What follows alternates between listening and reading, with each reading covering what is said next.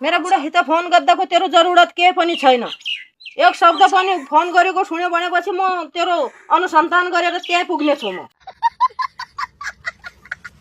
Hello ओ mummy phone अनला छ बाबा मोबाइलमा गएको हो। आहा ठीक छ म बुझे तिमीको फोन ये को बोलाउनु पर्यो भने केट बोल्ला छ केटी रक बाबा त घरलाई नाथिरी मम्मीलाई दिन मम्मीसित बोल को आयो होला केटीको बाबा केटी आयो आज बाबासित बोल्यो ल। यी ल बोल कुरा गर दे। हेलो हो बोल्दै छु। अब म बाबालाई फोन गर्छु अनि क्याटसँग सिधै कुरा गर्नेछु। तिमीले चाहेको कुरा त्यही गरिदिन्छु ठीक छ। बाबालाई के बोल्छु बाबालाई फोन गर्दै काका बाबालाई गर्दै तू फोन मसित गर मन त कुरा गर्दै भ्याएर मेरा बुढा हित के आको कुरा गर्दै अरे तू। हुन्छ म अब फोन गर्छु अनि सिधै बाबालाई सबै कुरा बताउँछु।